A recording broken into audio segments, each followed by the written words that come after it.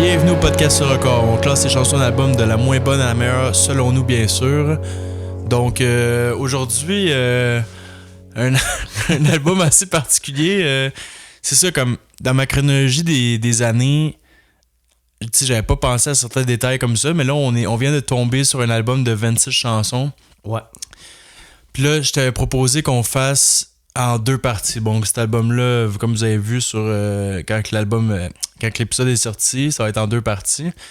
Donc, c'est un album de Swans qui s'appelle Soundtracks for the Blind. Donc, ça, c'est pas juste un album double, c'est un album quand même assez expérimental, post-rock, drone. Ouais, c'est tout un monument d'album, là. Ouais. Puis c'est une première au podcast qu'on va faire un album en deux parties. On n'a jamais fait ça encore, là. Fait que comme on disait un peu en joke avant d'enregistrer, ça se peut que vous entendiez beaucoup de feuilles tourner durant l'épisode. Pour la première fois, j'ai fait mon classement sur un dossier Excel juste pour pouvoir m'aider. Mm-hmm. Parce que j'ai l'habitude dans mon calepin, genre de... Mettons, je la mets 3e, puis là, je change d'idée, je la barre, puis je mets, mettons, 4. Mais là, à force de barrer, quand t'as 26 chansons, là, ça commence à être compliqué de tourner les pages. Tout. Ça devient un gros barbeau. Donc, ouais, on va essayer de pas tourner les pages trop proche du micro, là, mais ça va tourner pas à peu près. Au pire, je couperai ces petits moments-là là, en post-prod là, de la demi-heure qu'on a tourné les pages. La latence de savoir être classé où. Là. Fait que prends le temps de trouver la bonne page. Là, on va pouvoir arranger ça. Là. Justement, déjà ça commence. Ça commence déjà. Bon, là, je reste à cette page-là jusqu'à la fin de l'intro. Ouais, pour l'intro, ça doit être la même page. Moi, c'est quand même leur 10e album que j'ai dit. C'est quand même particulier. Là. Ouais. Je pense qu'ils ont pas niaisé comme pendant 12-13 premières années, ont comme sorti du stock, genre vraiment beaucoup. Ouais. Ouais, Swans, qui est un band new-yorkais.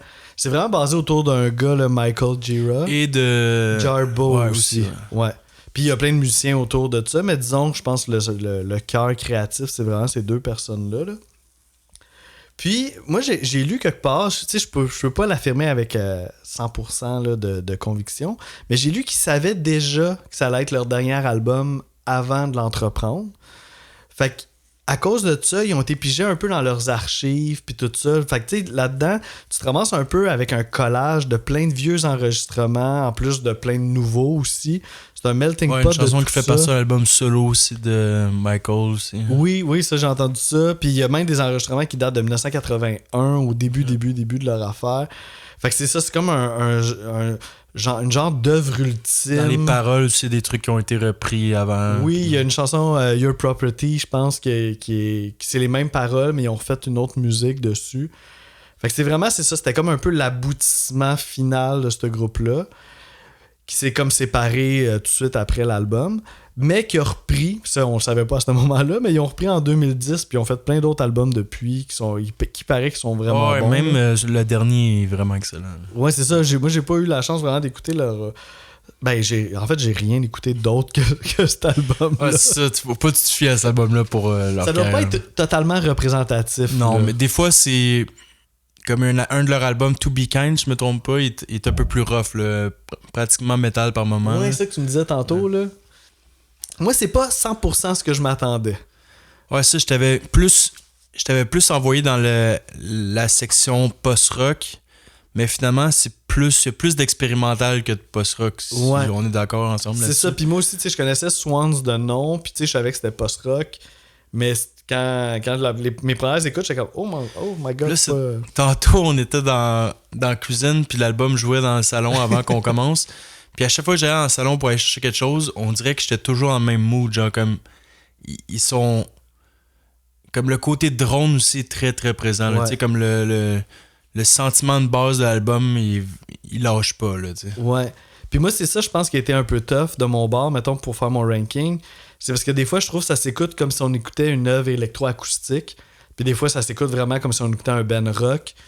Fait que là, c'est des affaires difficilement comparables. Là, faut y aller avec les goûts de temps en temps. C'est ça, mais ça a fait son chemin, là. Plus j'écoutais l'album, plus finalement, il y avait des moments, mettons, que je trouvais importants, mais qui me résonnaient moins que d'autres. Fait que j'ai réussi quand même à... Puis aussi, c'est dur de classer par rapport... Là, il y a 26 chansons, 2h21 minutes. Ouais, c'est immense. Il y a des chansons aussi de 15 minutes, puis il y en a de 1 minute 50. Donc là, des fois, c'est dur de comme... justement, de les classer par rapport à ça, tu sais, comme un œuvre gigantesque de 15 minutes par rapport à la petite affaire de 2 minutes. Ouais, Des fois, ça. c'est pas évident, là, tu sais. Non, c'est sûr que non. Là, ça a vraiment pas la même envergure. Là. Quand c'est sorti, c'était double CD. Premier CD, 12 chansons. Deuxième CD, 14 chansons. Ok, c'est ça, hein? Ouais. Ouais, c'est ça. C'était vraiment présent. En 96, c'était vraiment sorti en format CD. Là. Je pense qu'il y a un vinyle là, qui est sorti Ouais, en relativement 2018, récemment. c'est là. ça. Ouais, c'est ça. Je sais pas comment ils gèrent ça en vinyle, là, mais... Ouais, il doit en avoir pas mal, là. Il doit y avoir une coupe de vinyle, 6, 8. 2h26, 22. Ouais, là. peut-être 6 ou 8, là. Ça doit être une affaire qui ressemble à ça, là. Ah non, peut-être pas 6 vinyles, mais... Ben, ouais. au moins 3. Au moins Ouais, 4. 4 vinyles doubles. Ouais, 4 vinyles des deux bons. Ouais. 4 vinyles, je pense que ça ferait du sens. Ouais, c'est ça. Ça serait mon estimé. Puis c'est ça, comme on disait, il y a plein de trucs qui ont été cherchés dans du vieux matériel qu'ils avaient enregistré, des fois dans des pratiques, des fois dans des shows, des fois des démos. Puis en plus de ça, ils ont pris aussi des extraits de speech. Un moment donné, ils ont enregistré carrément Michael Gira, il a enregistré son père. Jarbo a enregistré sa mère. Le père de Jarbo était un agent du FBI. Ouais, dans une des chansons, on le Puis voit. ils ont été pigés là, dans des enregistrements là, de personnes qui ont eu affaire avec le FBI. Fait que c'est ça va dans tous les sens. Des vieilles enregistrements de Jarbo quand elle avait 2 ans, je pense. Oui, il y a de ça aussi, effectivement. C'est ça, fait que c'est vraiment quelque chose. C'est un monument là, d'album. Là, ça s'appelle Soundtracks for the Blind, puis c'était un peu le but au départ que ça fasse un peu soundtrack, mais sans film, genre, qui existe. Uh-huh. Puis ça fait beaucoup de sens. Tu sais. Ça marche. Là. Ouais, des fois, c'est vraiment cinématographique, là, la musique. C'est genre, mettons, si j'avais un festival artsy, là, puis comme j'aurais de l'argent là, en crise à mettre de l'argent là-dessus, là, genre, Tu fais le film. Tu vois, c'est intéressant, mais aussi, je les aurais payé le band un bon montant pour qu'ils refassent l'album au complet live, là, tu sais, juste pour que le monde qui trippe sur le band ait ça. Je sais pas s'ils l'ont déjà fait dans leur carrière. Ouais, l'expérience ultime. Comme je te disais tantôt, personnellement, je pense pas que j'aimerais ça, mais côté pour l'art, entre gros guillemets, je pense que ça serait quelque chose d'intéressant. Ouais, c'est clair. Puis, disons, s'il y a un bon moment pour que j'aille voir, pour que j'achète des billets pour ça, ça serait là. Tu sais, maintenant que je connais pas mal l'album. Tu sais, puis dans cet album-là, tu sais, il n'y a pas énormément de circonstances que tu peux écouter ça. Genre pendant 2h20 minutes. Uh-huh. T'es d'accord avec moi? Tu sais, comme même mettre ça en fond pendant que tu fais le ménage ou quoi que ce soit, c'est pas la meilleure chose non plus. Donc, c'est dur de trouver une circonstance que ça fait du sens. Ben d'accord, puis je me suis rendu compte que c'est bien rare que j'écoute de la musique aussi anxiogène que ça, là. Tu sais, c'est quelque chose, là, pareil, là, tu sais. Mais pas tout le long. Il y a comme des petits bouts, genre, que c'est un peu plus rough, là. Ouais, mais il y a quand même, généralement, il y a quand même un peu cette l'ambiance, ambiance-là. l'ambiance dark, un peu, là, ouais. Ouais, c'est très dark, là. C'est très, des fois, étouffant, même. C'est pas, c'est ça. Tu sais, là, j'en ai écouté beaucoup parce qu'on fait le podcast, là. Mais tu sais, ça serait pas mon go-to pour aller prendre une marche. Ou là, même dans les mettons. paroles, la manière qu'ils chantent aussi, là. Ouais. C'est genre... C'est troublant, là. C'est souvent. pas... Il y a pas la voix de Tom Waits, mais un peu la vibe un peu dark, là, genre... Ben, il y a une belle voix grave, là. Ouais. Ça, c'est nice quand même. Mais c'est ça, des fois, les paroles sont vraiment perturbantes. Mais aussi la manière qu'ils chantent, c'est pas dans c'est pas une voix grave dans le positif et le bonheur. Tu sais, c'est une voix grave dans l'émotion puis dans le darkness. Ouais, c'est ça, c'est ténébreux, là, totalement, là. D'ailleurs, c'est ça, on parle de la voix de Michael Gira, qui a composé pratiquement toutes les tunes de l'album, sauf 3 tunes qui ont été composées par Jarbo, là, son acolyte féminin, qui est Yum Yum Killer, Volcano, puis Red Velvet Wound. Puis certaines tunes ont été faites en collaboration. Surrogate 2, Her Mouth is Filled with Honey, Minus Something, Secret Friends. Ça, c'est un travail des deux ensemble. Mais c'est ça, on se rappelle qu'il y a 26 tunes là-dessus. Fait qu'il y en a beaucoup qui ont été composés juste par Gira. J'ai vu qu'il y avait un single, mais c'est comme un double single avec Failure puis Animus, mais Failure, je sais pas d'où ça sort. C'est ça, moi aussi, j'étais comme... Ça sort d'où, Failure? Animus fait quand même beaucoup de sens. C'est comme une des plus faciles d'écoute, même, je dirais. Là. Oui, puis ça fait partie des grosses pièces de l'album. Là. Ça termine le premier CD. Là. En même temps, je dis facile d'écoute, mais est-ce que tu veux... Ça mettons quelqu'un qui aime Animus... Ça vaut peut-être pas la peine de te taper 2h20 de ça non plus. Là, t'sais. Ouais, c'est ça. C'est peut-être pas représentatif de l'ensemble de l'album. Là. Ouais. Mais en même temps, c'est tellement riche au niveau sonore. Là. Si vous tripez vraiment là, comme profondeur sonore, puis tout ça, là, vous allez être Ouais, puis comblés, les arrangements ou les fade-out, toutes les transitions du son, c'est tout bien réalisé. Comme il y a beaucoup de travail sur comme que ça fasse du sens puis ça coule. Là, c'est pas comme... Tu sens que c'est 2h20, mais chaque minute ont été travaillées. Là. C'est pas comme garoché. Là. C'est raffiné au bout. Là. Ça prend du grand talent là, pour arriver à ça. Là. Puis un peu... ça a l'air que c'était un peu inspiré de Brian Eno, puis ça fait quand même beaucoup de sens. Ouais, la musique ambiante, là. Make sense. Mais c'est ça, c'est plus tourmenté, là. Puis il y a beaucoup... Moi, j'ai remarqué tout au long de l'album, il y a le concept de loop. Tu sais, on est souvent pris dans une loop. Tu sais, des fois, qui va être modifié un peu. Puis même... ben, je sais pas si c'est joué aussi, mais des fois, même... des riffs de guitare qui vont être répétés toute la chanson complète ou genre ou même des beats de drum ça va être ou genre des coups de cymbales constants ouais genre, ou une line vocale qui est juste répétée. En même temps c'est logique là, ça fait très post-rock, ça fait très genre méditatif là. Tout à fait. Puis en même temps je trouve que ça accentue aussi l'effet un petit peu anxiogène là, qu'on est pris comme dans un genre de cercle, puis tu sais la pochette c'est un cercle justement. Ouais, puis des fois des gros tu sais mettons là t'es embarqué là t'es comme puis là, bang, surprise, genre. Ouais. Des fois, ils changent complètement de direction en plein milieu de la chanson. C'est pas toujours une transition douce, des fois, c'est un bang. Non, des fois, même, c'est quasiment choquant comme transition. Puis c'est ça crée un effet hypnotique. Fait que là, quand on sort de là, c'est surprenant. Non, il y a des choses à vivre en écoutant cet album-là, définitivement. Là. Tu sais, côté critique, ça a été comme wow, là, tu sais, tout eux qui... C'est assez unanime, hein. Eux, ils ont trippé. C'est dur de se mettre dans l'époque aussi. Là. Peut-être que ça a un peu rapport. Je sais pas trop. J'essaie de me visualiser. Mettons que quelque chose sortirait de même aujourd'hui. Je suis pas sûr que les critiques seraient comme wow, ok, c'est le truc de l'année. Ouais, on dirait que ça resterait underground. Ouais, c'est ça. Parce qu'il y en a plein d'affaires dans le même. Mettons ça sur mon site, là, c'est le 7e meilleur album de cette année-là. Là, fou, de 96. Là. Donc.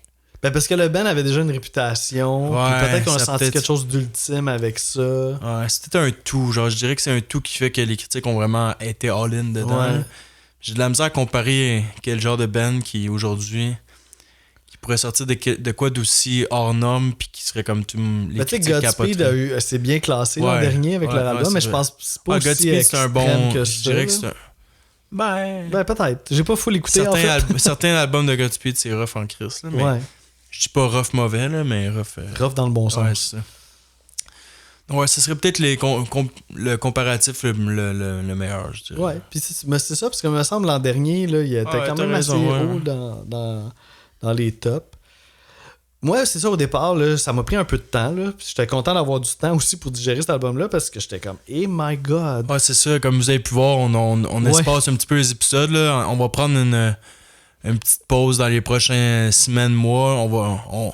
Ça fait quand même 2 ans qu'on roule un épisode par semaine. Donc, pour la santé mentale, on va peut-être... Le but éventuel serait peut-être d'en sortir 3 par mois au lieu de 4. C'est ça. Là, pour l'instant, on va y aller pour 2, mais on va essayer d'intégrer un 3e, puis on va essayer d'aller avec ce rythme-là. Parce que c'est tellement passionnant de faire ce podcast-là qu'à un moment donné, on se rend compte. On veut pas le shutdown, mais on veut quand même... si on veut le garder sans se brûler. C'est ça, exactement. Puis disons que ça a bien tombé, qu'on a eu un peu plus de temps pour cet album-là, parce que, genre, moi, ça m'a pris quand même un peu de temps pour le digérer. Puis c'est ça, les premières fois que je l'écoutais, puis disons que c'est ça, là, j'étais pas particulièrement dans cette vibe-là, là. Puis même, je vais te le dire tout de suite, là, un moment donné, j'avais le goût de t'écrire puis de dire « Hey, on le dira pas tout de suite, là, mais j'avais le goût de switcher, genre on fait-tu le prochain, puis on fera lui après, parce que c'était challengeant. Je trouve ça raide un peu avec mon mood du moment. » Mais finalement, genre, j'ai pris le dessus. Mais je suis quand même chanceux, parce que c'est pas avec n'importe quel co-animateur que j'aurais pu proposer ce genre de truc-là. On est d'accord, là, comme il faut. Ouais, je pense faut qu'il y ait du monde ouvert d'esprit. Là. Ben c'est ça, je pense. Mais pour les auditeurs, je suis sûr qu'il va y avoir des auditeurs qui vont voir « Oh shit, ils ont osé prendre soin nice, mais ça sera pas dans nos épisodes les plus populaires à mon avis. Mais des fois on est surpris là, Björk il peut avoir des surprises là. Ben, c'est sûr que si t'aimes déjà ça, tu vas être curieux sûrement d'aller cliquer dessus là, mais si tu connais pas ça puis tu cherches une petite découverte musicale intéressante, ça peut être... Après les 2 premières chansons, tu peux avoir une bonne idée si tu veux aimer le reste, si tu vas être capable d'écouter le reste là. Ouais, quand même. À partir de la deuxième, à partir de la deuxième, ça passe sous sa case. La première, ça peut aller, mais ouais, la deuxième, mettons, là. Puis c'est ça, tout ça pour dire que c'est ça m'a pris un peu de temps là, à comme digérer tout ça, puis voir aussi que je m'en allais avec cet album-là. Fait qu'au départ, j'étais un peu déconcerté. Mais là, un moment donné, à force de l'écouter, à lire les paroles, tout ça, finalement, il y a comme quelque chose qui est venu me chercher, puis ça reste vraiment de l'interprétation personnelle. Mais comment je l'ai vu, tu sais, c'est Soundtracks for the Blind. Puis là, je l'ai vu un peu comme... Il y a tellement de souffrance dans cet album-là. Mais, à un moment donné, il y a aussi beaucoup d'empathie, tu sais. Fait que là, je l'ai vu un peu comme si... Des chansons. Ouais, c'est ça. Ben oui, puis justement, en tout cas, j'en reparlerai tantôt, là. Mais je l'ai vu un peu comme si c'était le soundtrack aussi pour des personnes aveugles par rapport à la souffrance des autres. Tu sais, il y a un peu de ça là-dedans. Parce qu'il y a des moments très, très durs, mais il y a des moments aussi full attendrissants, notamment, surtout par rapport aux speeches. Tu sais, les speeches, là, au départ, j'étais comme, je suis pas sûr que je vais bien aimer ça, parce que les premiers moments speeches, spoken word, là. c'est ça, sont très raides, là. Mais là, un moment donné, t'en as un, puis là, tu fais comme, oh my god, il y a full d'humanité dans celui-là. Puis plus l'album avance, on dirait, plus finalement, on devient un peu plus empathique aux personnes qui parlent. Puis là, on dirait que c'est là que moi, j'ai comme eu mon déclic. Puis disons que cet aspect-là a eu quand même un peu une influence aussi dans mon ranking à un certain point, là, tu sais. Ouais, un truc que j'ai beaucoup aimé par rapport à ce choix d'album-là, c'est que ils ont des... Le fait que ce soit un album culte un peu, ils ont des fans finis, genre. Puis oui. Ce que j'aime, c'est que, mettons, il y a des albums beaucoup plus populaires que ça qu'on a fait, puis que j'avais de la misère à trouver des informations. Puis ça, c'est comme complètement out there. Tu sais, il doit y avoir le tiers des chansons qui sont instrumentales. Puis malgré ça, même, mettons, sur des sites de paroles, genre des sites de lyrics, même les chansons instrumentales, t'avais des infos, là, tu sais. Ouais, ok. Donc, genre, c'était le fun à quel point j'avais l'impression que, genre, j'étais pas le seul. Je l'écoutais pas tout seul dans mon sous-sol, là, tu sais. J'ai pas tout seul, là, mais mon point, c'est... Je chantais pas que j'étais isolé, tu sais. Ouais. Je chantais qu'il y avait plein de monde qui l'écoutait en même temps que moi, C'est vrai, plein de ça. partout, genre en Amérique du Nord puis en Europe ou partout dans le monde, tu sais. Donc, c'est comme un trip fucké, mais dans une espèce de communauté de monde qui aime ça, ce genre de musique-là. C'est ça. Tu sais, l'article Wikipédia est pas des plus détaillés, mais si tu vas plus loin que ça, puis tu trouves des vidéos YouTube ou des affaires Reddit, là, il y a full de contenu là, de hardcore fans qui ont voulu en parler de ça. Tu sens que ça a touché beaucoup de monde, là, profondément même. Là. Donc ça, par rapport à mon classement, tu sais, si ça, malgré que 26 chansons, ça s'est quand même bien passé avec Harmonie. Tu sais, j'ai l'habitude de faire mon classement de base, puis après ça, de partir de la moins bonne, puis de monter. Puis en général, comme j'avais pas à faire tant de changements, comme c'était de mieux en mieux. Ok, des fois, comme j'aurais pu jouer 2-3 positions, mais je pense pas que ça valait la peine de gosser avec ça. C'était trop proche. Ouais, c'est ça. Donc, ça s'est quand même fait naturellement, puis ouais, c'est ça. Ok, bizarrement, cool. Ouais. Nice, ben tant mieux, parce qu'un gros album de même. Non, c'est ça. Donc, je sais pas à quel point on va avoir des positions à même place. Là, c'est quand même 26 chansons, donc ce sera pas évident. Moi, il y a peut-être la dernière là, que j'ai l'impression ça pourrait peut-être, mais à part ça, là, après ça, j'ai vraiment aucune idée. Là. Non, c'est ça. Statistiquement parlant, là, les chances sont minces qu'on prenne un shooter. Là. Donc, est-ce que je vais? Ouais, on se lance. Numéro 26. Ouais, c'est ça. Donc là, c'est ça. La première partie, ça va être de 26 à 14, puis la deuxième partie, ça va être de 13 à 1. On fera pas d'intro. C'est ça, c'est l'autre épisode de 13 à 1 là, dans 2 semaines. Là. Donc, ma dernière position, c'est la 26e chanson de l'album, Surrogate Drone. Fait qu'en 26, t'as la 26. Ouais, exact. C'est comme... Je considérais ça un peu comme un outro qui est pas vraiment un closer, selon moi. C'est elle dure à peu près 2 minutes 10 secondes. Pas à peu près, je pense, c'est exactement ça. Je pense que c'est une des plus minimalistes de l'album. Je me demandais même si c'était nécessaire, même si ça fit avec le projet. Mais ce serait comme un espèce de buffer quand, mettons, il jouerait ça en show. Puis là, ce tune-là joue, t'es comme, ok, tu peux tranquillement partir. Il rouvre les lumières. Tu peux tranquillement partir du show, là, tu sais, pratiquement. Là. Donc, ça, il y a pratiquement pas de variation du début jusqu'à la fin de la chanson. C'est extrêmement abstrait, là. C'est une des plus abstraites. Ouais. Donc, ouais, c'est pour ça, là, comme j'ai pas grand-chose à grabber, je trouve, là. OK. On a passé... Hey, je sais pas si ça compte, parce que moi aussi, c'est Surrogate 2. Ça compte sûrement pas pour un shot. Mais c'est elle, ma dernière position. Les deux chansons ont le même titre. Fait que on pourrait croire que il y a peut-être moi, c'est ma 25e, donc je peux fait qu'on peut en parler. Ok, nice. Bon, on était assez proches. Et c'est une des plus courtes de l'album à 1 minute 50. Puis c'est ça, là, c'est vraiment une interlude instrumentale. C'est vraiment dans l'ambiance de l'album, mais je trouvais pas que c'était full élaboré, là. C'est très stagnant. Puis il y a des notes de synthé aigu qui apparaissent. Là, oui, c'est ça. C'est comme si on avait comme un genre de bourdon soutenu, puis là, à travers ça, t'as des beaux contrastes de synth là, qui viennent... On dirait que c'est ça qui a fait qu'elle a joué pour une position de plus. Genre. Ah oui, parce que dans l'autre, il y a pas vraiment de contraste. Encore, ouais. Puis c'est ça. En fait, moi, mettons peut-être la seule chose vraiment positive que je peux dire de cette pièce-là, c'est que c'est par rapport à son pacing, parce que juste avant, t'as une track avec un speech, puis juste après, t'as une autre track avec un speech. Fait qu'on dirait que ça l'a permis un petit peu d'espacer là, ces deux speeches-là. Fait que dans le pacing, je comprends vraiment pourquoi... Je comprends son utilité, mais je trouvais pas que c'était la plus élaborée. Là. Par rapport au pacing, ce qui est quand même particulier, c'est que c'est Surrogate 2, mais elle joue avant Surrogate Drone. Donc, ça, c'est bizarre, hein? Ben, c'est Surrogate Drone. Qui aurait pu jouer avant, je sais pas trop. Là. Ouais, c'est ça. Puis même, je me disais, tu sais, quand la première fois que j'ai vu Surrogate Drone, j'étais comme, c'est-tu le drone qui a servi à Surrogate 2? Je pense qu'ils sont quand même... Il y a des ressemblances. Ils ont des ressemblances, mais c'est pas pareil, tu sais, et moins intense, Surrogate 2. Ouais, exact. Puis je trouve qu'il y avait plus méditatif. J'ai presque un... oui, c'est ça. Comme vraiment, quand je suis allé au festival à Utrecht, là, il y a un film que j'ai vu... il faisait la présentation d'un film, puis après ça, il y avait un Q&A.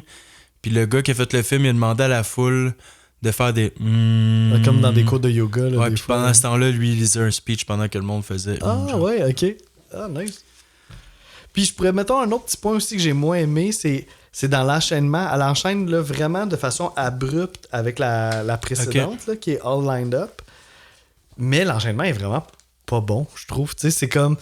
mais il n'y a pas une espèce de début de loop, genre, au début de la chanson? Je pourrais pas dire, là, mais je sais que ça arrive assez soudainement par rapport à l'autre track. Parce que moi, quand je le repartais, des fois je repartais à la tune pour retrouver d'autres choses à dire, genre, puis début de la tune, il y a une espèce de début de loop qui part, genre, que t'entends vraiment bien. Ok, ben c'est peut-être ce son-là. Ouais, c'est peut-être ça. Mais tu sais, je trouvais que ça puis il y a pas d'espace avec la track précédente, fait que je trouvais que ça enchaînait pas vraiment bien. Ça. Peut-être que moi, je l'écoutais plus souvent en loop. En solo qu'en transition avec l'autre d'avant. Ah, ok, c'est ça. Ben c'est ça, moi c'est la transition avec l'autre d'avant que j'ai trouvé moyenne, mettons. Mais mettons, comparé à Drone, parce que là, ça donne que les deux, ils ont quand même un lien, là. Mais je trouve qu'elle a fait vraiment flotter. Je l'aurais vu plus longue qu'une minute 50, celle-là. Ça m'aurait pas dérangé. Ah oui, ça aurait pu vraiment. Ouais, je vais dire ça aussi pour d'autres tracks, là. Étonnamment, il y a certaines tracks que j'aurais pris plus longtemps. 2h20. 2h22, c'était pas assez pour moi, là. Fait que là, moi, donc là, t'as 25, là. Ma 25. C'est facile pour toi de trouver ça? Oui, je vais trouver ça. Je sais pas si ça va être facile, mais moi, à trouver, ça, c'est sûr. Ça, c'est peut-être un hot take, parce que peut-être c'est une chanson... Ok, donc t'as pas encore Surrogate Drone, là. Non. Okay. Non. Fait que c'est ça se peut qu'il y ait bien du monde qui sont pas d'accord avec moi, parce que c'est une des chansons quand même assez accessible là, dans le contexte de cet album-là. Putain, pas tu t'en vas, là. Je vais y aller avec Hypo Girl. Puis... La musique était cool. Là. Faut que je le dise. Là, faut que je me rappelle de notre concept. Là. Oui, c'est ça. On n'est pas avec un invité. Ouais, c'est ça. Faut que j'attende. Puis, ben, en tout cas, je constate que ça sera pas ta prochaine. Puis, il y avait quelque chose de grunge un peu dedans. Je trouvais un genre de grunge acoustique. J'aurais comme peut-être même imaginé un peu Alice in Chains là, faire ce genre de tune-là.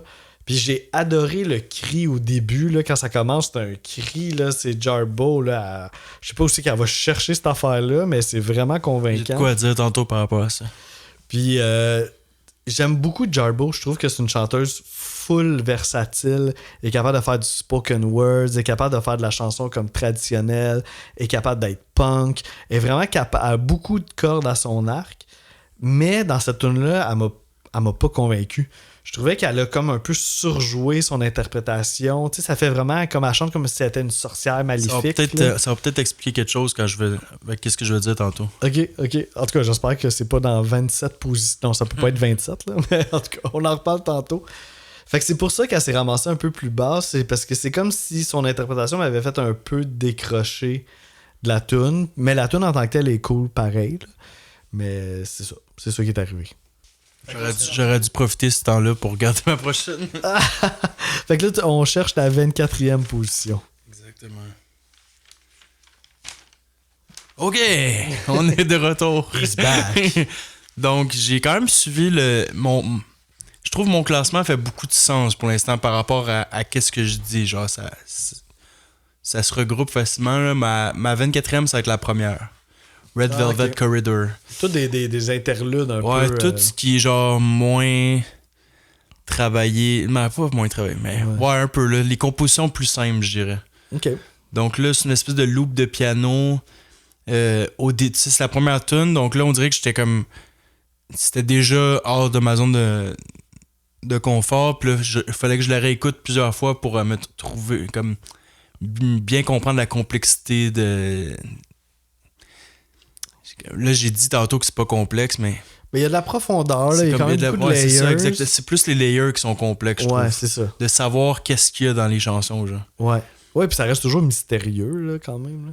Donc, chansons ambiantes, relaxantes. À un moment donné, on dirait comme des cloches de gare de train, un peu, là, un train qui arrive à la gare, là. OK. Encore un peu un chant méditatif, un peu. Par rapport au titre, ouais, c'est ça que je te parlais tantôt du monde là, qui écrivent des trucs en ligne. Là. Ouais. Ah, moi aussi, j'ai quelque chose à dire. Non, mais il va y en avoir des infos bizarres là, dans cet épisode-là, je te dis. Moi, 90% de ce que je vais dire, j'y crois pas. Je suis pas tant dedans, mais je veux quand même dire des interprétations de certaines personnes. Le rouge dans Red Velvet Corridor, il y a du monde qui met de l'importance là-dessus par rapport à la colère. Là, le classique rouge rappelle la colère. Puis le corridor, un peu pour l'entrée de l'album. Puis ça pourrait peut-être parler d'une naissance. Ouais, moi j'ai vu ça. Okay. Ouais, c'était comme le couloir de la naissance, là, le Red Velvet Corridor. C'est la première tune. On va peut-être plus la même affaire. Donc ça, 24 pour toi. Cool. Moi, ma 24, c'est Her Mouth is Filled with Honey. C'est une interlude avec un speech. Puis, à ce moment-ci de l'album, je commençais à être un peu plus touché par les speeches. Disons qu'au départ de l'album, les speeches me faisaient peur un peu parce que je trouvais que c'était tellement des affaires effrayantes qui étaient dites que j'étais pas sûr d'aimer ça là, quand quelqu'un commençait à parler. Mais là, rendu à peu près vers la fin du premier disque, là, je me suis comme réconcilié avec les speeches. Fait que là, j'étais plus curieux de les entendre. Puis celui-là, il est correct. Là, c'est un père qui parle de sa fille qui a pas l'air de filer du tout, qui est comme un peu enfermé dans sa chambre, puis dans sa peine, puis ses tourments. Puis la musique là, intensifie là, tout ce sentiment de malaise-là, qui est quand même assez typique à l'album. Mais au niveau de l'accompagnement musical, je trouvais que l'ambiance, elle me faisait... Genre, je savais pas trop comment me sentir, tu sais. Il y a des contrastes, mais en même temps, on dirait que ça m'indiquait pas plus. Fait que c'est juste un peu comme un malaise. Pas mal expérimental, ça. Là. Ouais, c'est ça. Il y a rien qui m'a comme un peu hook dedans. Puis le speech, ben, il y avait... On dégageait quand même... On ressentait une certaine empathie pour la pauvre fille qui est dans sa chambre, puis son père qui sait pas trop quoi faire avec ça, mais sans plus non plus. Fait que ça a pas été un des moments les plus marquants de l'album pour moi. Donc, je passe à 23. Ah, ta 23e, ouais. Donc, moi, ça va être Mellow Thumb, qui est un peu dans les mêmes... encore instrumentales. Je pense que pour l'instant, c'est toutes des instrumentales depuis le début, pour moi. On retourne dans le méditatif avec la guitare qui se répète. Synthé, je trouve qu'elle faisait un peu Moyen-Orient. Sinon, il y a après ça des côtés beaucoup drones là, dans l'album. Là, donc, ce mur de son-là qui prend beaucoup de place dans la deuxième moitié. Je dirais non, dans la moitié de la chanson. Puis, tranquillement, il y a la guitare qui fade out. Il y a deux parties là-dedans. Ouais, exact. Donc, elle fait quand même du bien après Volcano, qu'éventuellement on va parler, qui est un peu plus énergique. Dans les commentaires, quelqu'un qui a écrit éthéré, puis je trouve que c'est quand même un bon mot. Mm-hmm.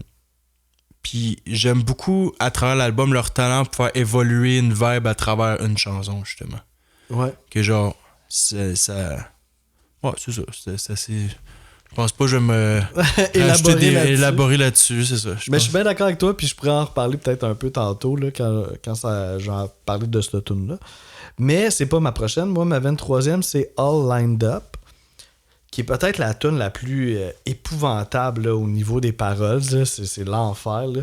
C'est comme, j'ai écrit un homme répugnant, ça c'est mon interprétation, qui décrit une scène où des enfants sont martyrisés, puis lui il se sent bien de voir ça, puis les enfants finissent tous par être brûlés. C'est vraiment, c'est l'horreur, là, les paroles de cette tune-là. Elle aurait quasiment pu être dernière. Puis ça, c'est quand même... C'est la 9e tune de l'album. Puis tu sais, c'est encore un speech. Puis là, j'étais comme... Ah, je suis pas sûr que je vais aimer les speeches dans cet album-là. Là, je trouve ça dégueulasse. Mais ce qui l'a sauvé un petit peu, c'est qu'il y a un bout, tu sais, que le Ben rentre. Puis c'est tellement bon, là, ce bout-là. Là. Full senti, émotionnel. Ça contraste avec l'ambiance dégueulasse du reste. Ça arrive 2 fois dans la tune. Fait que tu sais, ça, j'ai comme fait... Ah, tu sais, à un moment donné, je l'avais mis à la fin de mon top. Ouais, pour moi, c'est un game changer, ça. Ben, c'est ça. Puis là, chaque fois que j'arrivais à ce bout-là, j'étais comme, elle peut pas être dernière à cause de ça, tu sais. Fait que c'est ça. J'aime le côté rock quand même de ce groupe-là. Là. Puis tu sais, j'apprécie l'électroacoustique, mais je reste quand même plus un gars de rock, je pense, à la base. Fait que ça, c'est... Je suis curieux de savoir quand Surrogate Drone va arriver. Là, ouais, tu penses que tu vas être surpris. Je suis pas sûr qu'on en parle dans cet épisode-là. Fait que là, on serait rendu à ta 22e. Ok. Moi, ça va être la 25e de l'album qui s'appelle YRP2. Donc, ça pour moi, c'est plus le closer, genre. Puis ça finit en beauté quand même. Bruit méditatif, encore très intéressant. Jusqu'à temps qu'il y ait des cris qui apparaissent, une espèce de bruit de cymbales constant. Le fade-out de la chanson, c'est la même chose que le début de la chanson, finalement. Puis les cris, en gros, il y en a 22. Ah oui, t'es déjà compté. Ben, c'est pas moi qui les ai comptés, là, mais quelqu'un qui les a écrits. Je sais pas si j'ai dit en douceur tantôt, je me suis peut-être trompé, mais non, c'est le contraire. Là. Ça finit l'album. Je pense que je me suis trompé avec une autre chanson, mais ça finit l'album assez violemment. Ouais, ça, c'est vraiment le bouton qui pète. Là. Donc, c'est ça. Ça, pour moi, c'est le closer, puis après ça, t'as l'autre qui ramène ça en douceur. Le Surrogate Drone qui c'est comme l'outro qui finit tout le kit. Là, ouais. Ouais, je peux voir. En tout cas, je vais en reparler aussi tantôt, mais oui, il y a plus qu'un closer, cet album-là, mettons. Là. Ben moi, on s'en va tout à fait au contraire du closer. Là, on s'en va au tout début de l'album pour ma 22e track. 22e position. Vous avez compris que les speeches du début de l'album m'ont laissé un peu perplexe. Là. Fait que j'y vais avec I Was a Prisoner in Your Skull, qui est la 2e tune de l'album. Puis quelque part, qui est un peu aussi une forme d'introduction de l'album, parce que tu sais, on avait voyons, c'était quoi la première? Red Velvet Corridor, qui était vraiment juste quelque chose qui nous setait un peu le mood. Mais là, après ça, I Was a Prisoner in Your Skull, là, on a vraiment un speech. je trouve que t'es pas évidente à classer, celle-là. Ouais, c'était pas évident à classer. Je suis 100% d'accord avec toi. L'ambiance est super inquiétante. C'est bizarre. À un moment donné, on a un band qui rentre, puis là, ça nous rassure un peu. En tout cas, moi je trouve que c'est ça qui a rendu à classer. Ouais. Parce que c'est pas vraiment caractéristique de la tune. On va pas s'installer sur ce beat-là. C'est comme juste si on faisait un petit clin d'œil pour dire « Hey, plus tard dans l'album, on va sentir qu'il y a un band. » Mais le band n'est pas vraiment installé là, dans cette chanson-là. On reste dans quelque chose de plus électro-acoustique. Mais tu sais, toute l'ambiance sonore, c'est super profond. D'ailleurs, je vais avoir un extrait aussi. Là. Je vais finir d'en parler, puis on va mettre l'extrait. Puis, c'est ça. Là, le speech est vraiment quelque chose. Là. Puis moi, j'avais fait ma propre interprétation, mais j'en ai vu une autre sur Internet que j'ai trouvé encore plus intéressante. Puis peut-être que ça aurait même pu faire peut-être monter la tune un petit peu plus, là, parce que j'ai vraiment senti que c'est quelqu'un de vraiment weird qui parle, qui dit qu'il est fucked up, mais que la personne à qui il s'adresse est encore plus fucked up que lui. Puis c'est comme s'il dénigrait vraiment l'autre personne, puis comme s'il était pas capable de fonctionner sans elle, cette personne-là. Puis tu Tu sais, j'ai trouvé c'est ça, quelque chose de vraiment dénigrant, puis avec quelqu'un qui est vraiment pas sympathique, qui est genre méprisant. Puis moi, c'était ma première lecture de l'affaire. Mais là, après ça, j'ai vu sur Internet qu'il y a quelqu'un qui s'est dit c'est peut-être plus quelqu'un de schizophrène, tu sais. Puis c'est sa voix dans son cerveau à lui-même qui est en train de se dire à lui-même hey, moi, j'ai lu d'autres choses. En tout cas, je t'en parlerai tantôt. OK, mais c'est ça, je pense que c'est un album qui a beaucoup de place à l'interprétation. Mais ça, là, on dirait que ça l'a... Là, j'ai fait « Oh my God, OK, c'est peut-être justement... » Parce que ça fonctionnerait aussi avec les paroles. Tu sais, à un moment donné, il dit « T'es juste pas capable de tenir une fourchette, mettons. » tu sais. Fait que tu sais, c'est des petites actions banales. Tu sais, ça serait drôle de dire ça à quelqu'un d'autre. Mais ça n'aurait pas rapport avec le titre de l'album, Blind, justement. Ah, parce qu'il a besoin d'aide, parce qu'il est aveugle. Oh my God, ça c'est intéressant. Oh my God, il y a trop d'interprétations. Mais bref, ouais, c'est ça, tu sais, c'est... Mais c'est ça, il y a quelque chose d'introspectif, là. J'ai mis des informations par rapport aux paroles, mais j'ai pas poussé comme un malade mental, parce que c'était 26 chansons, il y avait trop de place à que je vire fucked up, là, que j'essaie de tout comprendre. Tu sais, il y aura jamais rien de 100% clair, j'ai l'impression, là. C'est ça qui fait la profondeur de l'œuvre aussi, là. Fait que c'est ça. Fait que bref, tout ça m'a pas vraiment mis super à l'aise, là. Fait que c'est ça. Elle se ramasse un petit peu en bas, mais en même temps, elle donne quand même le ton que cet album-là, on va sentir du malaise, puis que ça de la perturbation, puis tout ça. Juste les voix, là, je sais pas si tu te rappelles les voix au début de la track, c'est comme des voix qui disent rien. Avant qu'ils disent 1, 2, 1, 2. Ouais. Okay. C'est weird, là. Non, c'est vrai, ça, c'est vraiment au début, là. Fait que tu sais, c'est pas... Tu vois, j'avais un petit classement, là. J'avais enlevé un point pour ces voix-là qui sont vraiment pas le fun. Mais pour me racheter, je vais mettre quand même quand la trame sonore commence. Puis ça, je trouve ça cool parce que ça nous donne l'impression un peu, tu sais, je sais pas si t'as eu souvent l'occasion dans ta vie d'aller voir un orchestre symphonique. Au départ, tu sais, t'as tous les musiciens qui s'accordent en même temps. Ça fait un genre de chaos sonore, mais qui est vraiment cool en même temps, là. Puis je trouve que au début de ce track-là, on entend cette vibe-là. Tu sais, c'est plus des sons synthétiques, mais ça nous donne vraiment l'impression d'un orchestre qui s'accorde. Puis c'est la deuxième tune de l'œuvre. Fait que tu sais, c'est comme si vraiment on est au début de l'œuvre, là, tout le monde est en train de s'accorder avant de se lancer dans ce voyage-là de plus que 2 heures. Fait que je vais vous partager ce petit bout-là là, de I Was a Prisoner in Your Skull.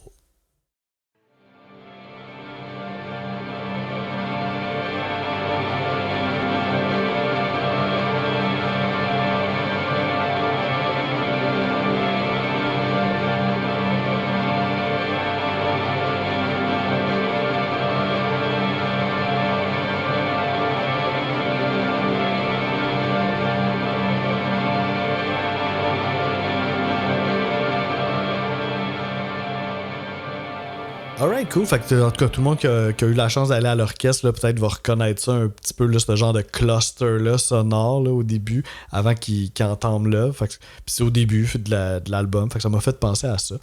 Fait que c'était ça pour mon numéro 22. 21 pour moi, ça va être une que tu as nommée pas si longtemps. C'est Her Mouth is Filled with Honey. Tu te souviens-tu à peu près combien? Genre 24, 23. C'était ma 24, ouais. Donc, j'ai senti une espèce de son d'alarme durant la chanson. Presque tout le long. OK.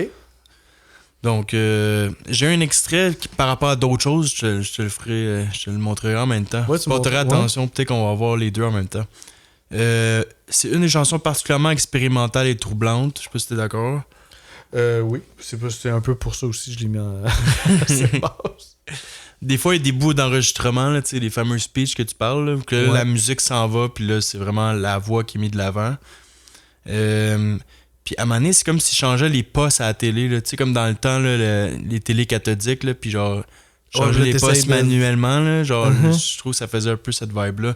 Donc, c'est ça que j'aimerais qu'on aille voir. Le changement de poste. Ouais, exactement. Parfait.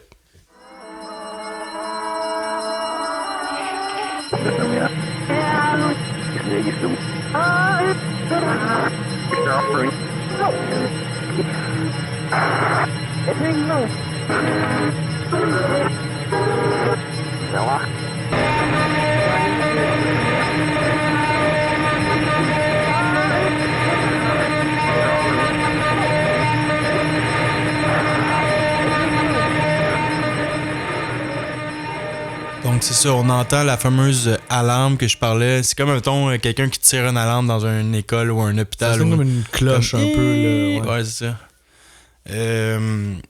Puis les fameux changements de poste, ça, on dirait que là, il tombe sur une émission, puis là, il change, puis il tombe sur une autre émission. Il essaie de syntoniser quelque exact. chose. Puis là, à un moment donné, il trouve de quoi, mais... Là, ça bouge plus. Ça. Ouais. Quand même hypnotisant comme chanson, assez troublante, comme je disais.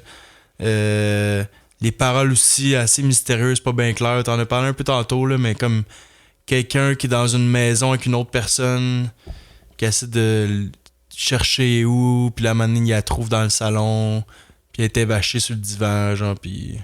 Ouais, c'est ça. Mais ça, c'est pas trop... Peut-être sa fille, je sais pas trop. Ouais, moi, j'ai comme compris que c'était sa fille, mais il faudrait que je les relise là, pour être sûr, mais... Ouais, c'est ça. On est encore dans mon section du classement des tunes pas évidentes, là. Tu sais, là, j'étais à 21, là, puis c'est encore... De 26 à 21, là, on est encore dans les roughs, là, tu sais. Manquez pas le 2e épisode, là. Ouais, c'est plus facile. Mais ouais, c'est ça. Comme c'est eux qu'il y a moins d'éléments à hook, là, tu sais. Mais toi, t'as déjà nommé quelques... Tu sais, mettons, Hypo Girl. Ouais, elle, tu sais, un peu plus facile d'accès. Donc, toi, ton classement, il est peut-être un peu plus all around. Tu sais, ça va dans différentes directions. Ouais, ça va un peu dans différentes directions, ouais. Moi, pour l'instant, ça, tu sais... Bon, on retient qu'il y a beaucoup de tunes instrumentales, mais là, celle-là, il y avait un speech. C'est ça, c'est comment prendre cette œuvre-là. Là. C'est vraiment pas si évident que ça. Là. Mais une fois qu'on a son angle, ça l'aide, là, évidemment. Mais moi, c'est ça. C'est un melting pot de bien des affaires. Vous allez le constater aussi pour ma 21e position, qui est la première tune du 2e disque, qui est Red Velvet Wound. Cette fois-là, qui a fucking rien à voir. Préféré Red Velvet Corridor. Ouais. Puis c'est ça, ils ont pratiquement... ils ont des noms semblables, mais musicalement, il n'y a absolument rien... ils ont rien en commun. Là. C'est 2 intros de chaque CD, par exemple. C'est ça, ouais. La première tune, ça les deux fonctionnent, je trouve, par rapport à ça. Oui. À ce but-là. Oui, c'est ça, parce que c'est pas une longue tune, là, à peu près 2 minutes. Puis c'est drôle, là, parce que ça commence avec une chanson super simple, là, voire enfantine un peu, là. Ça me faisait penser un petit peu à certaines tunes de Magnetic Fields. Là. Ça chante comme dans un anglais un peu typique. Puis, médiéval. Un petit peu médiéval, en 3 temps. Genre, on a comme quelque chose de même. Mais là, le trouble vient s'incruster, évidemment, progressivement là, dans la chanson. Puis là, ça devient vraiment comme perturbant. Puis tout, là, ça switch là, dans quelque chose de vraiment plus malaisant. Puis d'autant plus que cette chanson-là pouvait nous référer un petit peu à l'enfance. Puis là, c'est comme si là, tout devenait vraiment obscur. Le thème de l'enfance, qui est un thème récurrent, là, d'ailleurs, sur cet album-là, et l'enfance qui tourne mal. Là. Fait que je trouve que ça, on le sent bien, là, vraiment, à partir du milieu du morceau. Ouais, même avant la naissance. Là. Même genre fœtus par... Ouais, parce qu'il y a certaines pièces qui vont aborder ça, là, tout à fait, là.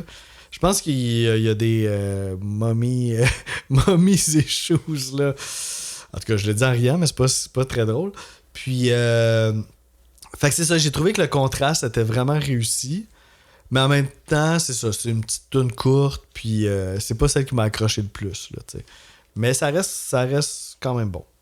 Ça lance bien le 2e disque, là. Top 20! On a presque pas eu d'album à 20 chansons, mais là... Non, c'est ça. Ça va être... c'est drôle, ça arrive de temps en temps, mais ma 20e, ça va être la 20e de l'album. Et c'est ma 20e en plus. Oh shit, tout un shooter. Est aligné. I Love You This Much. Hey, c'est quelque chose, hein, ça? Donc, je te laisse... Ouais, parfait, tu vas pouvoir en parler. Hey, on va avoir un shot, cet album-là. Ouais. Encore une fois, ça fit dans mon classement. Là, c'est les tunes un peu plus particulières. Là. On continue dans cette veine-là. Là. Espèce de grichement de radio qui varie dans le volume. À partir de 36 secondes, il y a une espèce de bruit d'hélice qui apparaît, puis ça va rester jusqu'à la fin, je pense. C'est vraiment angoissant comme ambiance. Donc, ouais, ça, on dirait que je réalise en faisant l'épisode que, ok, c'est bon, là, genre, cette section-là, elle quand même fait beaucoup de sens, là. Aussi, il y a des bruits très aigus qui apparaissent par moments, genre comme une des chansons que dans tes écouteurs, c'est comme bruit aigu dérangeant. Là. Puis, bon, je vais tout te dire, puis après ça, tu continueras, mais même qu'il y a un bout vers 2 minutes 30 que je trouve que ça ressemble à un sonore. Tu sais, radar, là, comme tin, tu sais, comme quand ça. Un radar qui ouais, puis à chaque fois qu'il trouve de quoi, il fait un bruit, là, comme. Tin, Ah oui, ok, ouais, ça me dit quoi ça? tin. Donc, on va aller voir ça, justement. Ok, on a un extrait. Le fameux sonore, là. Ok, nice.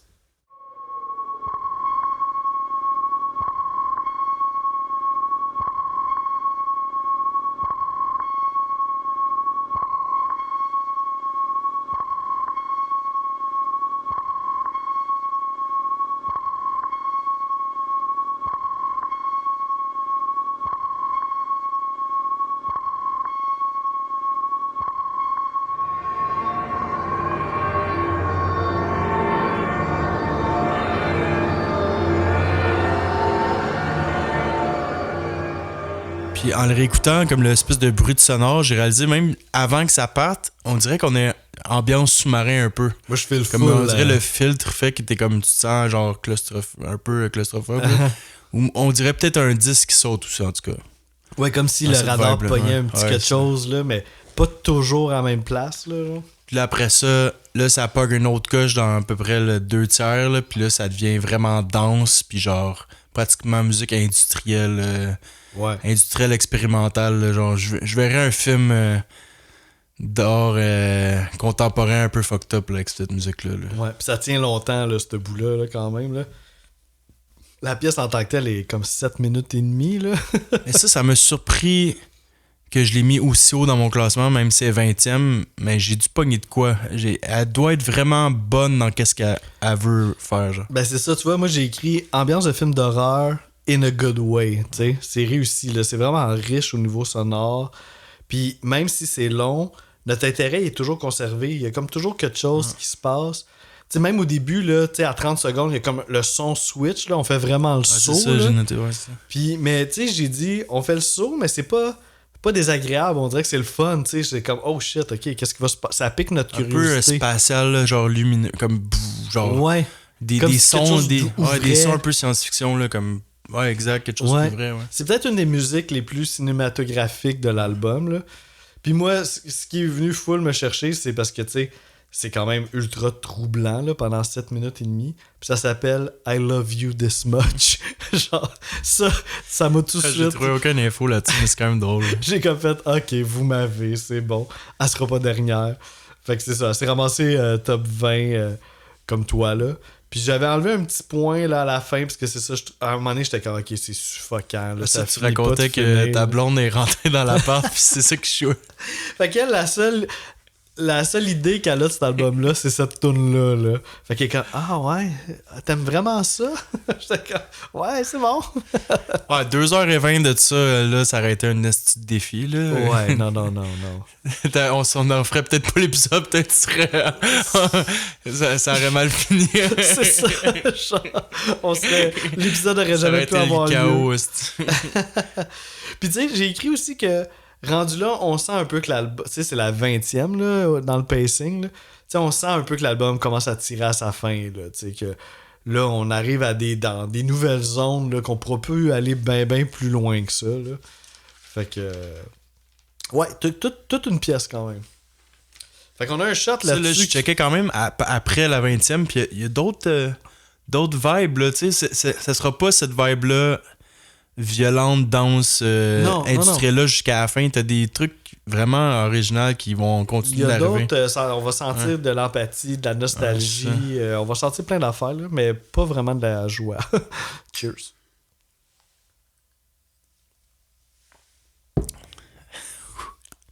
C'est le premier rough.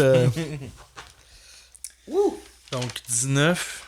Ok, 19, je viens de réaliser. Ah non. C'est pas l'autre juste après, mais pas bien longtemps après. C'est Fans Lament, Ah oui. qui est la plus courte de l'album à 1 minute 28. Puis, tu sais, ce serait. C'est rare qu'une chanson instrumentale de 1 minute 28 sera pas genre ma dernière, mais elle a quand même monté de 7 positions. Quand même, hein? Parce qu'elle a vraiment de quoi de comme. De plus normal, genre. On dirait que ça fait comme du bien un peu, là. Ouais, j'allais dire la même chose. Donc, il y a l'espèce de genre méditatif, là, vraiment doux, avec une mélodie de guitare, drum, tout le long, la même mélodie tout le long. Ça, c'est vraiment un interlude pour de vrai, là, tu sais. Ouais. Avec un long fade-out. Chanson d'espoir. Ça finit quand même bien, justement. 22e chanson sur 26. Ça a fait du bien. J'ai dit qu'il n'y a pas de joie cet album-là, mais ça, c'est un petit moment quand même de lumière. Mais tu vois, quelqu'un qui a écrit dans les commentaires comme si c'était un faux bonheur. Ouais. Donc, tu vois, ça dépend. Il y a toujours Ça dépend comment tu le filmes, mais moi j'y allais all-in dans la douceur. Là, pour le peu de temps que ça dure, là, on va le prendre. Là. Exact. Puis il y en a que j'ai lu aussi qu'il y a du monde qui se demandait si c'était par rapport à un fan. Ouais, c'est ça, le titre de la chanson, là, j'ai pas mis d'importance là-dessus. Mais... C'est ça, mais il paraît plus ça aurait plus rapport à une fan. En fait, ça serait plus. Tu sais, fan laments, tu sais, genre, c'est la fan qui tourne, puis qu'à un moment donné. Les titres sont quand même originaux, donc quand c'est original, faut quand même mettre un peu d'importance là-dessus. Ça veut dire qu'ils ont quand même été réfléchis, entre guillemets. Oui, c'est ça, puis en même temps, je veux dire, on sait pas exactement c'est quoi la vérité au bout de la ligne, là, parce que c'est une tonne instrumentale d'1 minute quelque, là. Mais bon, c'est ça que j'ai lu sur Internet. Moi, ma 19e. Ça, c'est une chanson qui s'est promenée beaucoup là, dans le pacing. Là. Je savais pas quoi faire. Money était dernière. Money était vraiment plus haute. Elle finit 19. C'est The Beautiful Days. C'est vrai qu'elle est pas évidente. C'est pas évident, ce trip-là. Là. Tu sais, ça commence dans une ambiance enivrante là, dès le commencement. Là. On se sent déjà comme pris dans l'ambiance de la toune. Puis, tu sais, après ça, on a comme une genre de... Ben, ça doit être ça, là, l'enregistrement de Jarbo là, quand elle avait 2 ans. Là. C'est comme une petite enfant qui répète « Hi, it's a sunny day, a beautiful day ». Puis tu sais, on a ça en loop, encore le concept de loop qui revient là, tout au long de l'œuvre. Mais en arrière de cette belle petite phrase enfantine, t'as comme une musique vraiment troublante. Là. Fait que là, on a vraiment un contraste un peu insupportable qui dure longtemps. Là. Tout ça aboutit à un moment... où on perd la voix, puis là, la musique devient super profonde. Ça, j'adore ce moment-là. Puis là, la voix revient, puis on a ça pendant quand même assez longtemps. C'est une pièce qui est presque de 8 minutes, là. On s'entend que c'est quand même assez long. Puis là, à la toute fin, on a comme une nouvelle section, puis là, on a un speech. Puis ce speech-là, on est au début de l'album, fait que ça fait encore partie des speeches là, que j'étais pas sûr de vouloir entendre. Puis on entend quelqu'un, puis écoute, moi, ma première impression, c'était une personne queer, tu sais, parce que c'est comme une voix efféminée, mais assez grave. Mais ça pourrait être aussi probablement une voix de femme qui est juste pitch down aussi. Fait que je suis pas trop sûr, là, c'est laquelle de ces deux options-là. Mais bref, ça nous donne l'impression que c'est quelqu'un qui est un travailleur du sexe, puis qui fait probablement des appels érotiques. Puis qui a l'air de dire, bah, tu sais, je fais ça, puis c'est correct, puis je m'en fais pas trop avec ça, puis... Mais ce qu'il raconte, c'est quand même un peu dégueulasse, là, de gens qui se masturbent en écoutant sa voix, puis tu sais, c'est vraiment malaisant. Fait que tu sais, ma première écoute de ça, j'ai fait genre, ok, les speeches encore, là, qui racontent des affaires. Mais ce que je savais pas à ce moment-là, c'est que ça allait quand même semer une graine pour quelque chose d'autre qui va arriver plus tard dans l'album. Là, je pourrais pas vous en parler tout de suite, évidemment.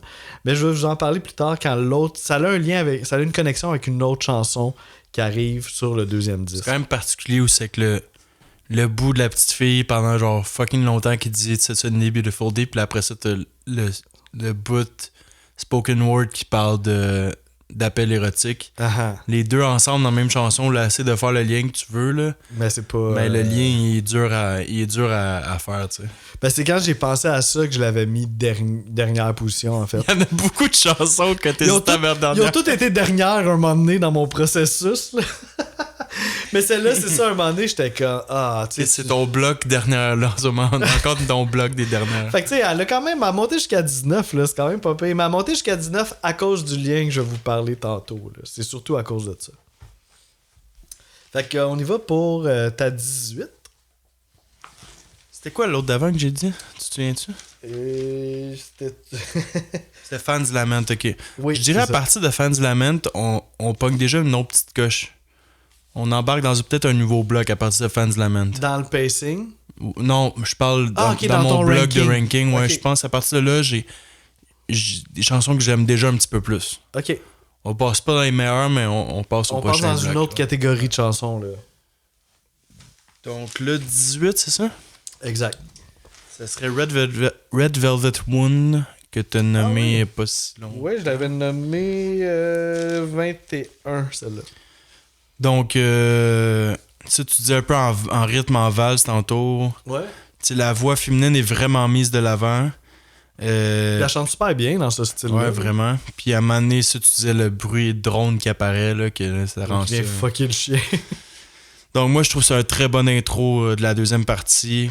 Puis, je vais parler un petit bout des paroles que je trouve vraiment particulier. Je pense que c'est la fin du bloc de paroles. Yet silence tears stream down in morning light, most beautiful, my lonely sinner. Donc, je sais pas trop qu'est-ce que c'est. Je trouve que c'est une très belle phrase, 2 belles phrases, mais je suis pas trop sûr où ça s'enligne, mais il y a du monde que, tu sais, les fameuses interprétations qui vont deep, là. Il y en a qui diraient que ce serait peut-être Dieu ou Satan qui t'accueille après une mort brutale. Donc, je vais le redire juste en ayant ça en tête, là. Tout ça sur une petite mélodie enfantine. Yet silent tears stream down in morning light, most beautiful, my lonely sinner. Donc, je sais pas trop. Un pêcheur qui est accueilli. Ouais, exact. Donc, c'est quand même... J'ai quand même aimé justement cette vibe-là, sa voix et tout. Je trouve que ça faisait... Il y avait des petits hooks, mélodies que je pouvais m'accrocher. Donc, c'est pour ça qu'elle a monté un petit peu plus haut. OK. Ouais. Oui, il y a quelque chose de mélodique, de plus conventionnel, chanson là-dedans. Là. Cool. Pour continuer un peu dans le conventionnel chanson, entre guillemets, bien entendu, j'y vais avec ma 18e qui est Volcano, qui est vraiment un moment, quand on n'est pas habitué à l'album, qu'on comprend rien de qu'est-ce qui se passe. Là. C'est la 7e tune dans le pacing. Puis ça part, puis c'est vraiment comme une tune dance, là, avec un 4 on the floor. Puis là, t'es comme, OK. Ouais, mais pas traditionnel. Là. Ben c'est ça. Ben après coup, on se rend compte que c'est pas traditionnel. Mais mettons, au début, c'est vraiment étonnant. Là. Mais ça prend pas grand temps avant que tu vois qu'il y a genre des coupures dans le beat. Là, puis genre... Oui, c'est ça. Le trouble s'installe là, quand même. Là.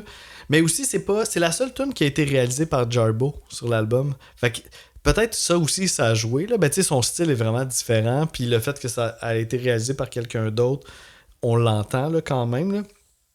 Fait que tu sais, au départ, là, j'étais vraiment pas si sûr de cette affaire-là parce que c'était pas dans le trip que je m'attendais à être. Mais plus je l'ai réécouté, puis tout ça, puis que je l'ai prise, mettons, un petit peu à l'écart de l'album. Tu l'as pas mis derrière. Ben, elle a failli dernière. Jean Monnet était dernière. Non, c'est pas... ben, Monnet était plus basse quand même, ouais.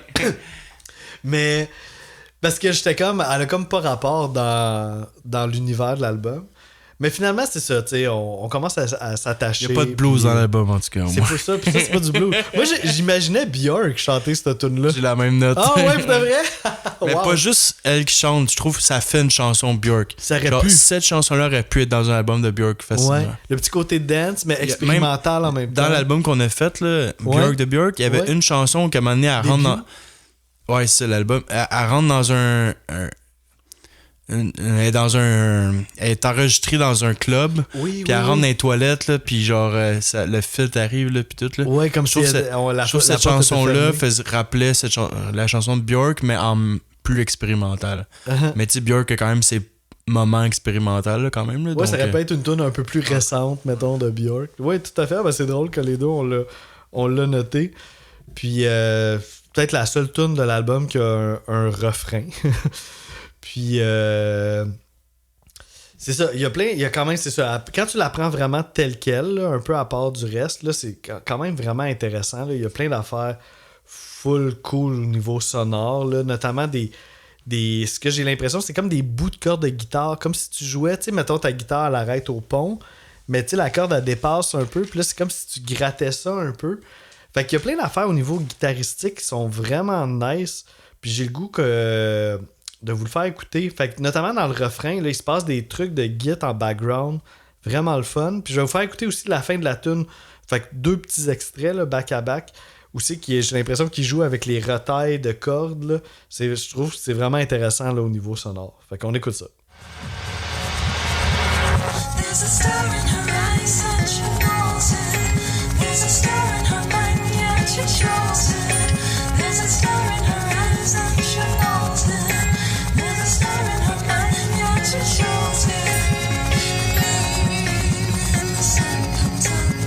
She goes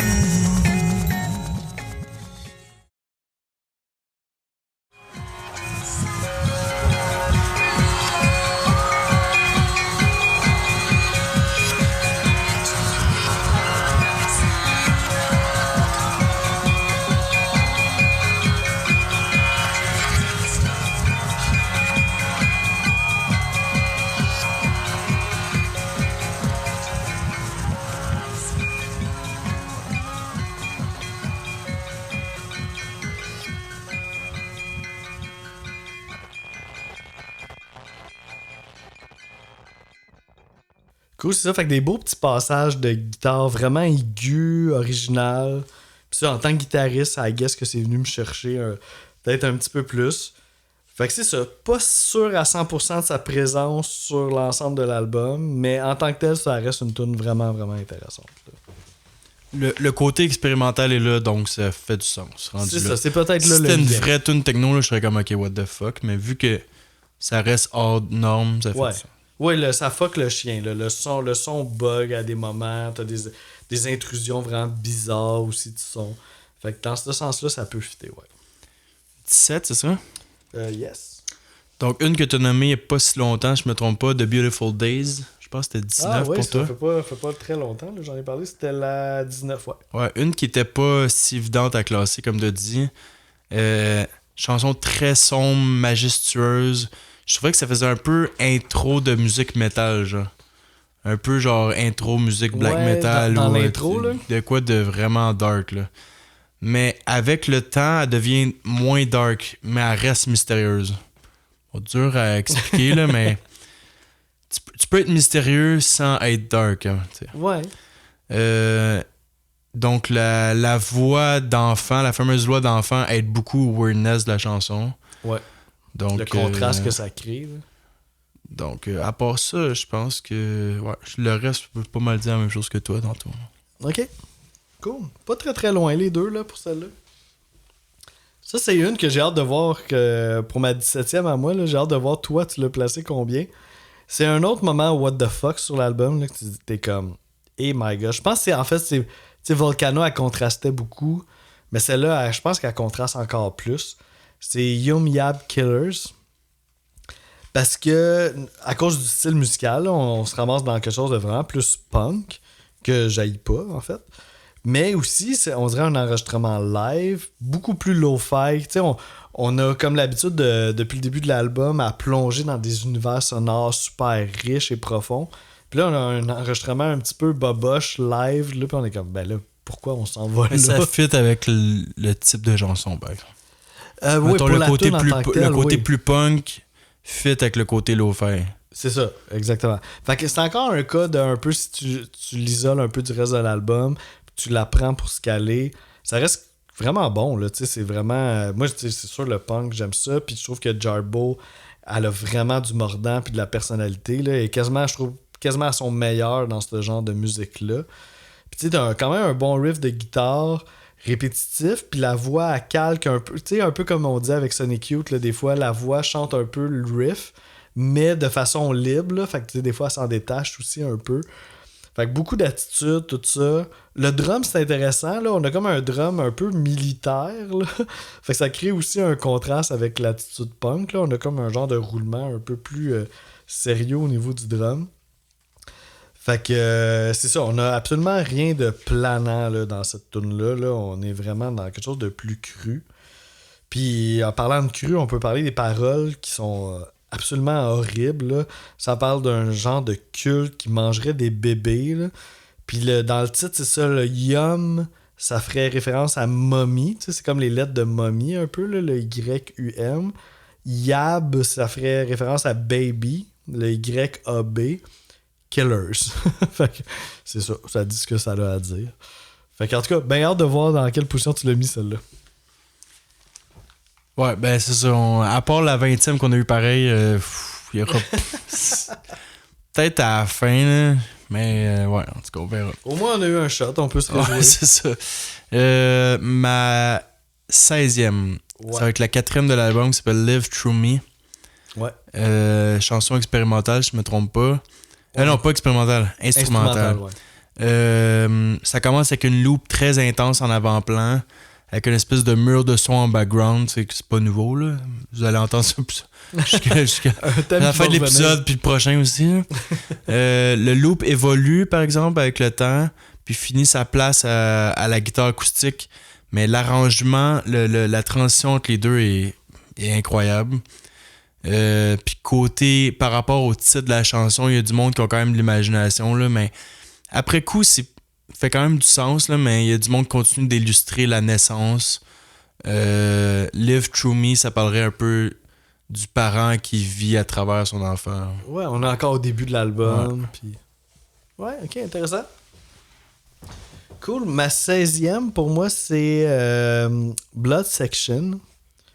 Ça, une autre tune que je suis resté bête un peu sur l'album. Tu sais, quand ça a commencé, j'ai comme fait... Coudon, on dirait une tune des Tragically Hips, là, genre what the fuck. Tu sais, c'est un moment un peu plus joyeux là, dans l'œuvre. Puis, tu sais, ça a quelque chose de plus band un peu. On a comme l'impression d'un band qui joue. Mais à un moment donné, plus ça avance, plus on se rend compte que le band est comme pogné dans une loupe. Puis que ça revient tout le temps. C'est comme s'il jouait toujours un peu le même extrait. Mais t'as des petits sons un peu de guitare qui, eux, ont l'air quand même d'évoluer à travers ça. Ou, je sais pas évoluer, mais plutôt de moduler à travers ça. Puis après un certain temps, j'ai comme fait genre, hey, c'est donc ben nice. Genre, j'ai vraiment embarqué dans cette affaire-là de Ben qui est pogné dans une loupe. Puis c'est sûr qu'un peu de lumière, ça se prend vraiment bien. Là. Fait que ça aussi, ça l'a aidé. Mais j'ai vraiment trouvé le concept intéressant. Puis, genre... Ouais, moi, je trouvais que c'était nécessaire quand même comme chanson. Là. Oui. Non, c'est vraiment un cool moment. C'est pas très long, là, c'est 2 minutes 39. Mais c'est contrastant, mais d'une façon positive, là, j'ai trouvé. Puis, ça m'a full aussi... ça m'a pas rappelé parce qu'elle arrive avant. Mais tu sais, à un moment donné, t'as parlé de Fans Lament. Puis, j'ai trouvé qu'il y avait vraiment un lien à faire avec ces deux chansons-là. Mais je parlerai de l'autre tantôt. Fait que Blood Section, la 16e dans le pacing de l'album et la 16e dans mon ranking, qui est vraiment un moment qui se prend très très bien là, dans ce voyage-là. Là. Ok, moi ma 15e, on est bientôt à la fin de l'épisode. Ouais, c'est drôle à dire. C'est une que t'as nommée quand même il y a longtemps, je me trompe pas. I Was a Prisoner in Your Skull, c'est-tu une de tes dernières? C'était ma 22e. Moi. Ouais, c'est ça. Je la trouvais quand même pas évident à classer, même que je suis surpris qu'elle ait réussi à monter autant, mais je pense que c'est une chanson très ambiante avec une semblant de mélodie en background pas clair, là. Mais vers 56 secondes, je pense qu'on avait parlé tantôt, mais une espèce de grichement lumineux qui apparaît, là. Puis je pense qu'à partir de là, on dirait que c'est ça qui fait la différence, genre, on dirait une espèce de... Je trouve que côté composition, je trouve que c'est peut-être un peu plus poussé, puis je pense que ça le fait qu'elle s'est ramassée 15e. Puis par rapport à... Tu parlais tantôt, c'est ça, je voulais dire des choses par rapport à ça, le sujet du texte, là, que t'existes parce que j'existe parce que t'existes, c'est qui est plus fucked up, là. Uh-huh. Tu sais, mais en intro, me semble que t'en avais parlé, mais qu'il avait utilisé la voix de son père qui travaillait pour le FBI et tout. Le père de Jarbo travaillait pour le FBI, puis ils ont pris mais ce serait pour celle-là, je pense, moi. Ben, moi, je pense que ça pourrait. Ouais, c'est ça. Parce que moi, en tout cas, moi, je pense que c'est celui-là que j'ai lu. Que quand il s'est fait 1-2-1-2 recording, genre, au début, oui, c'est vrai. Ce serait lui qui parlerait à un criminel, genre. Uh-huh. C'est cool qu'il y ait ça au début de l'album. Il dit justement, genre, I'm fucked up, but you're more fucked up than me. I exist because you exist. Il parlerait comme un policier. Ouais, c'est ça, que genre, j'existe puisqu'il y a du monde comme toi qui existe. Uh-huh. Puis, mais là, à un moment donné, quand ça s'avère que, genre, t'as besoin de moi pour t'aider avec la fork, pis tout, là, je comprends plus, genre. Uh-huh. Puis là, c'est là que je parlerais par rapport à être aveugle à cause du titre de l'album. Wow, c'est intéressant le côté donc aveugle. Donc là, c'est là, je suis pas tout, là, mais ouais, je pense que c'est le... Qu'est-ce qui a fait qu'elle s'est ramassée 15e, qu'elle a réussi à monter, c'est qu'il y a un petit peu plus de travail que eux que j'ai mis un peu plus dernière. Uh-huh. Ouais, elle est vraiment intéressante, là, celle-là, quand même. Puis, veux pas, elle lance l'album aussi, là, fait qu'elle a quelque chose d'important juste dans... Ouais, à partir de... Je trouve cette tune-là, te donne vraiment une idée dans quoi tu t'embarques. Ouais, ça set pas la quelque première, chose. mais celle-là. Ouais, ça, la première, c'est un peu comme la dernière, là, c'est comme un moment plus d'introspection, là, puis après ça commence pour de vrai. Mais oui, ça set quelque chose, là, définitivement. Là. Fait que moi, pour ma 15e, je vais être dans la continuité un peu là, de Blood Section. J'y vais avec Fans Lament. Les deux, pour moi, ils se ressemblent beaucoup. Là. On a vraiment le feeling d'un band qui joue puis qui est pogné un peu dans une loupe. J'ai mis Fans Lament un petit peu avant parce que je trouvais qu'elle fitait un petit peu plus dans l'ambiance de l'album. Mais on a quand même quelque chose d'un peu plus lumineux, un peu plus léger. Ça contraste, mais ça fait pas décrocher. Puis la seule peut-être affaire que j'aurais dit de cette tune-là, c'est que j'en aurais pris plus longtemps. Là. Elle dure juste 1 minute 28.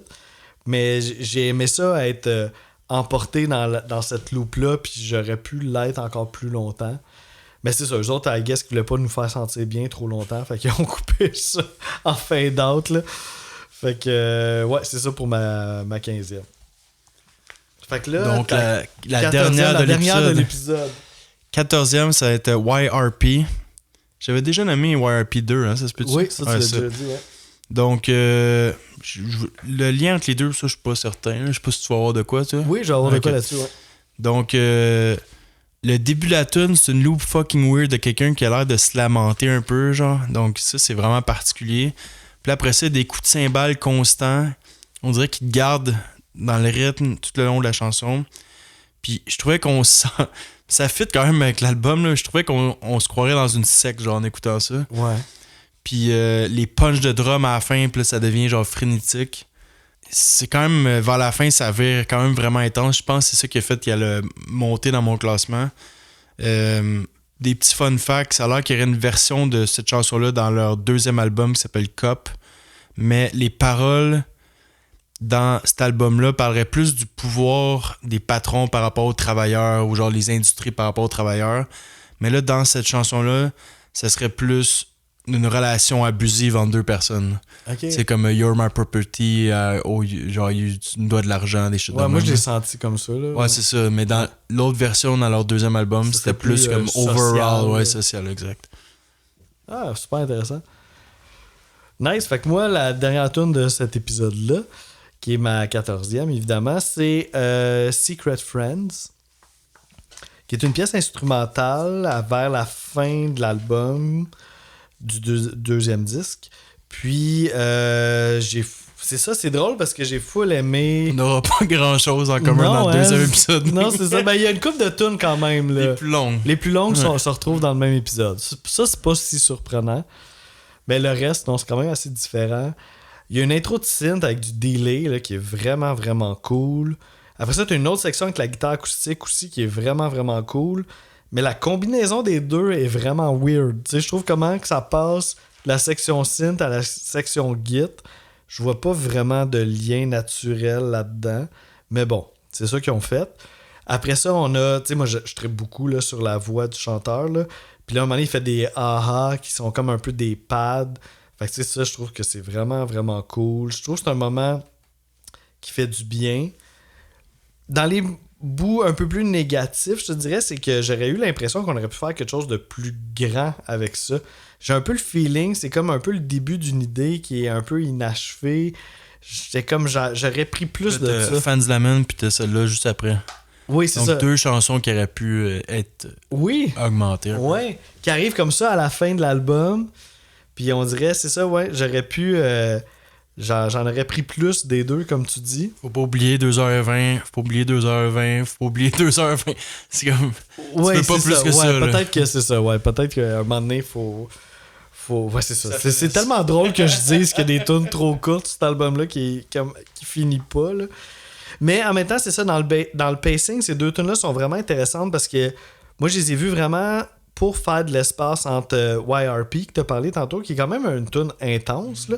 Puis après ça, t'as The Final Sacrifice, qui est aussi une tune fucking intense sur l'album. Fait que tu sais, t'as ces deux tunes-là entre, qui sont un peu style interlude, mais qui servent quand même à faire un peu d'espace entre deux moments qui vont quand même nous marquer, là. Fait que c'est ça. Fait que moi, je finis le premier épisode avec cet interlude-là. Puis j'ai bien hâte de voir ce que va nous réserver la suite. Dans le deuxième épisode, il nous reste les plus longues. Puis sinon, c'est pas mal ça. Les plus longues, il y a toutes des tunes différentes. Ouais, exact. Ben quasiment, je pense. Il y aura pas... Je pense qu'il nous reste 5 chansons communes sur 13. Ouais, c'est peut-être ça, hein, parce que je regarde vite. Non, il y en a une de plus. Non, il y en a 2 de plus.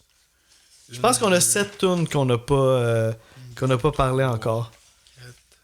Je pense qu'on a la moitié de l'épisode qu'on n'a pas... qu'on va avoir en commun. Je pense qu'il y en a 6, honnêtement. Ah ouais? Ouais. Ben, on a les 5 tunes épiques. Ouais, je pense qu'il y en a 6. Moi, je pense que moi, j'en vois 2 de plus. Ok, bon, on verra tantôt. on va le savoir dans 2 semaines. Donc, prochain épisode, deuxième partie de Soundtracks for the Blind de Swans.